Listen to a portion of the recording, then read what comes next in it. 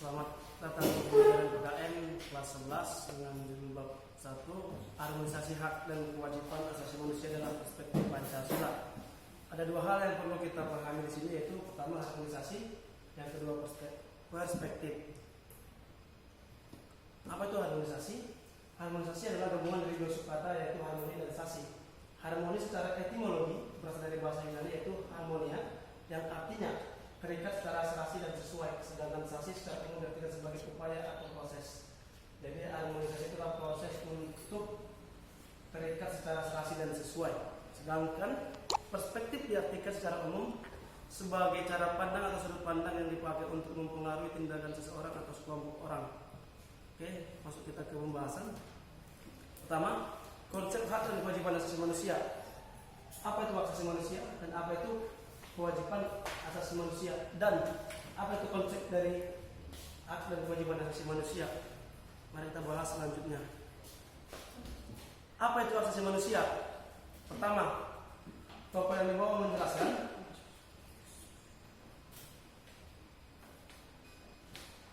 HAM adalah hak yang langsung diberikan Tuhan kepada manusia sebagai hak yang kodratik, yang artinya dibawa langsung manusia sejak lahir.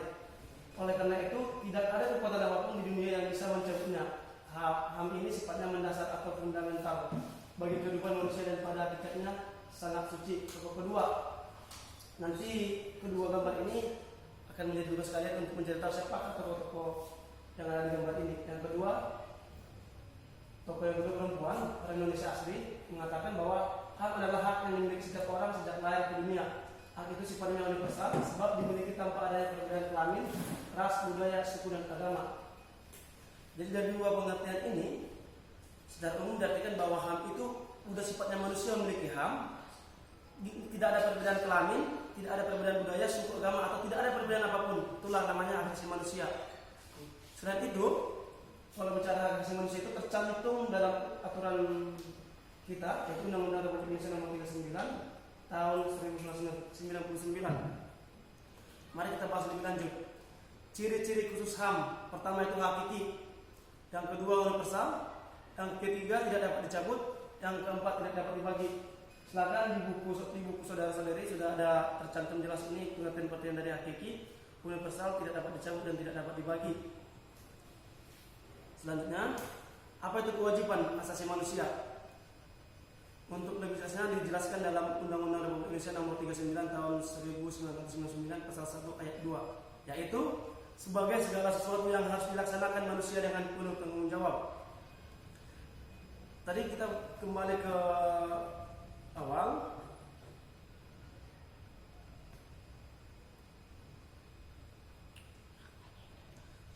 Apa itu hak asasi manusia dan apa itu kewajiban asasi manusia? Dari pengertian tadi, mudah-mudahan saudara-saudari memahami pengertian kedua hal itu. Baik, kita masuk ke dalam konsepnya. Bagaimana konsepnya? Inilah konsep hak asasi manusia dan kewajiban asasi manusia. Yang pertama itu, utamakan kewajiban, baru mendapatkan hak. Segala hak yang didapatkan akibat kewajiban yang dipenuhi. Artinya, Anda tidak memiliki hak tanpa melakukan sesuatu. Ketika Anda melakukan sesuatu, baru Anda berhak untuk hak Anda. Contohnya, seorang pekerja mendapatkan upah dan telah melaksanakan kewajibannya sebagai pekerja. Dan contohnya juga lainnya, seorang guru mendapatkan gaji ketika melaksanakan pembelajaran. Tidak mungkin seorang guru dapat gaji tanpa melakukan pembelajaran. Oke, beginilah konsep asasi manusia dan kewajiban asasi manusia. Ini dia. Jika Anda melihat gambar ini, apa yang Anda dapat saksikan? Ini artinya hak dan kewajiban itu harus selaras dan seimbang. Tidak boleh tumpang tindih, tidak boleh berat sebelah. Kita masuk ke pembahasan substansi hak dan kewajiban asasi manusia dalam Pancasila. Substansi apa itu? Ini gambar juga sebagai tugas saudara-saudari untuk mencari tahu siapakah tokoh berikut. Dia menjelaskan substansi adalah suatu konsep yang bisa berdiri sendiri. Adapun hal lain yang berkaitan dengan konsep tersebut adalah keterangan-keterangannya. Atau dapat dikatakan bahwa substansi merupakan esensi dari sesuatu. Jadi di sini kita mencari apa sih esensi daripada hak dan kewajiban asasi manusia dalam Pancasila. Ini dia, Pancasila ideologi. terdiri dari tiga nilai. Yang pertama nilai dasar, yang kedua nilai instrumental, yang ketiga nilai praksis. Inilah esensi daripada hak asasi dan kewajiban asasi manusia dalam perspektif Pancasila. Ada 5 simbol. Coba nanti Anda urutkan mana yang pertama, mana yang kedua, mana yang ketiga, mana yang keempat, mana yang kelima. Jika Anda memahami ini, betul kewajiban Anda sebagai manusia Indonesia atau rakyat Indonesia telah memahami dasar sila-sila Pancasila. Nilai dasar. Nilai dasar diartikan sebagai nilai yang bersifat universal. Di dalamnya terkandung cita-cita, tujuan, serta nilai-nilai yang baik dan benar dalam negara Indonesia. Nilai itu tetap dan melekat pada kelangsungan hidup negara Indonesia. Kita masuk nilai instrumental atau nilai penyusunnya. Merupakan penjabaran dari nilai dasar yang menjadi pedoman pelaksanaan 5 sila Pancasila. Apa itu menjadi penjabaran dari nilai dasar? Ini dia. Nilai dasar tadi kan nilai Pancasila, yaitu 5 sila. Inilah nilai penjabarannya. Pertama, Undang-Undang Negara Republik Indonesia tahun 1945. Yang kedua, Ketetapan MPR. Yang ketiga, Undang-Undang. Yang keempat, Perpu atau Peraturan Perundang-undangan. Yang ketiga, PP Peraturan Pemerintah. Yang selanjutnya, Perpres Peraturan Presiden. Selanjutnya, PDP Peraturan Daerah. Begitupun dengan PDK Peraturan Daerah Kabupaten, PDP Peraturan Daerah Provinsi. Inilah penjabaran dari 5 nilai yang terkandung dalam nilai-nilai Pancasila. Kita masuk ke nilai praksis, yaitu realisasi dari nilai-nilai dasar dan instrumental dalam kehidupan sehari-hari. Artinya, kalau ini 5 dasar, datang lagi penyusunnya di bawah. Yang terakhir itu apa? Realisasi, artinya tindakan masyarakat, tindakan kepala negara, tindakan anggota DPR, tindakan gubernur, tindakan bupati, dan tindakan masyarakatnya semuanya. Inilah realisasi dari nilai dasar. Oke, selanjutnya kita bahas tentang kasus-kasus pelanggaran hak asasi manusia. Nah, sebelum kita membahas kasus-kasus yang ada di buku pelajaran, ada Marsina, ada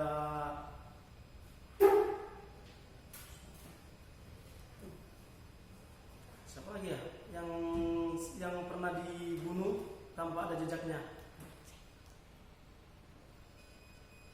Cobalah cari-cari kalian kasus-kasus lainnya nanti di buku itu ada jelas dijelaskan di situ banyak kasus pelanggaran asasi manusia yang belum terpecahkan hingga saat ini. Oke, sebelum kita masuk ke kasus, kita cari dulu penyebabnya. Apa sih penyebabnya? Yang pertama itu faktor internal, yang kedua faktor eksternal. Yang faktor internal itu yaitu terdiri dari sikap egois, kedua rendahnya kesadaran HAM, tiga sikap intoleransi. Ini bukan cuma terjadi di aturan pemerintah, tapi di masyarakat sering juga, dan lebih parah ini di masyarakat. Sikap egois, tentunya pada saat yang melakukan pembelajaran, ketika kawan kalian nanya, karena kalian merasa pintar, kalian tidak ajari kawan-kawan Anda yang kurang mampu gitu dia. Egois kamu di situ. Baru sikap intoleran. Kalau kalian melihat lain daripada agama kalian tidak mau kawani, itu kalian intoleran. Yang kedua faktor eksternal, artinya faktor pendukung dari luar.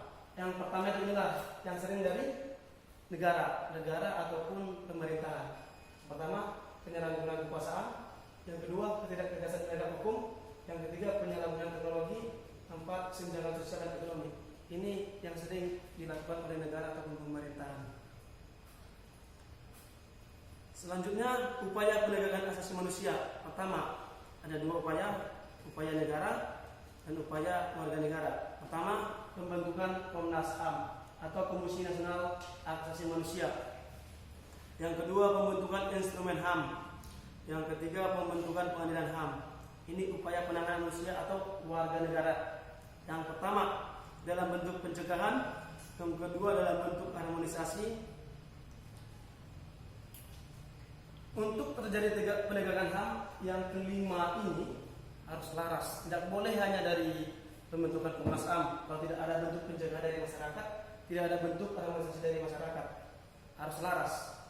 Ini dilakukan oleh negara, harus juga dengan dilakukan oleh masyarakatnya, supaya hak dan kewajiban asasi itu berjalan seimbang. Oke, kita masuk ke Komnas HAM Indonesia. Dibentuk pada tanggal 7 Juli tahun 1993 melalui Keputusan Presiden Nomor 50 tahun 1993. diatur dalam Undang-Undang Nomor 39 Tahun 1999 pada pasal 75 sampai pasal 99.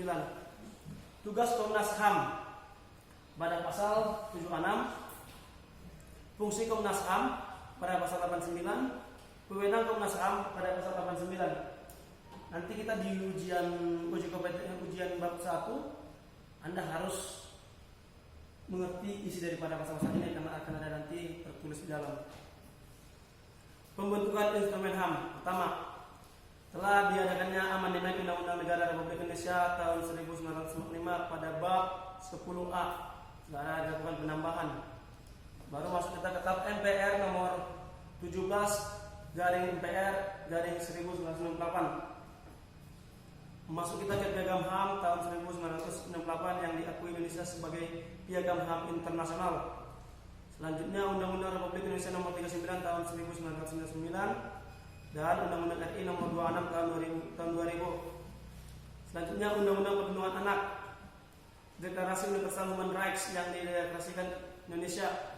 Selanjutnya ratifikasi instrumen HAM internasional. Oke, yang kedua pembentukan pengadilan HAM. Ini tadi upaya dari pemerintahan. Dibentuk berdasarkan Undang-Undang RI nomor 26 tahun 2000. Tugas dan wewenangnya pada pasal 4 dan 5. Jenis pelanggaran yang diadili pada pasal 8 dan 9. Nanti pada uji kompetensi dan ujian bab 1 ini akan keluar saya buat. Makanya saudara-saudari sekalian, Anda cari pasti isi daripada pasal-pasal tersebut. Upaya pencegahan pelanggaran HAM. Pertama, penegakan supremasi hukum dan demokrasi. Yang kedua, meningkatkan pelayanan publik. Yang ketiga, meningkatkan pengawasan dari masyarakat, penyebarluasan prinsip-prinsip HAM kepada masyarakat, dan terakhir, meningkatkan semangat kebersamaan dalam masyarakat. Inilah upaya pencegahan. Tadi upaya penanggulangan, sekarang upaya pencegahan. Pencegahan artinya supaya tidak terjadi. Ibarat sebuah penyakit dicegah, lebih baik mencegah daripada mengobati. Nah, sebelum terjadi pelanggaran HAM, harusnya minimal kelima hal ini harus dilaksanakan masyarakat maupun negara. Membangun harmonisasi. Pertama, utamakan kewajiban dalam asasi manusia dan kewajiban asasi manusia. Utamakan kewajiban baru menuntut hak. Yang kedua, hargai asasi orang lain. Jangan Anda gila-gila dihargai sedangkan Anda tidak menghargai orang lain. Yang ketiga, saling tolong menolong. Yang keempat, stop rasisme dalam berbagai hal. Ini dia. Contoh nih, rasisme dalam berbagai hal. Contoh satunya, ketika Anda punya kawan tidak punya motor, Anda bully, Anda ejek, Anda maki-maki, elongor, nias. Ketika dia makan sendiri di kantin, nias kau. Itu suatu bentuk rasisme yang paling saya benci dimanapun. Kadang ketika dia lemah dengan ada kawan, Anda jita-jita, itu rasisme. Jadi tolong stop rasisme dari awal. Rasisme kecil ketika Anda biasakan, Anda akan terbiasa dengan rasisme yang lebih besar lagi. Oke, perbedaan menyatukan kita bergandengan tangan demi Indonesia. Sedikit quotes dari gambar tokoh ini, kalau ada yang tahu, mungkin Anda tidak tahu, sudah Anda tidak searching. Itu Nelson Mandela. Nelson Mandela mengatakan, menolak pemenuhan hak asasi manusia berarti menantang kemanusiaan itu sendiri. Membuat seseorang dalam penderitaan dengan kelaparan dan hidup yang penuh kekurangan atau kemiskinan berarti tidak memanusiakan manusia atau memanusiakan mereka. Ingat, ketika Anda membuli, ketika Anda rasis, Anda tidak memenuhi hak asasi manusia lainnya. Anda memenang sendiri. Oke, human rights atau asasi manusia. Mungkin sampai sini penjelasannya. Saya ucapkan terima kasih. Semoga bermanfaat. Kurang lebih saya minta maaf kepada Tuhan, saya mohon ampun. Selamat pagi.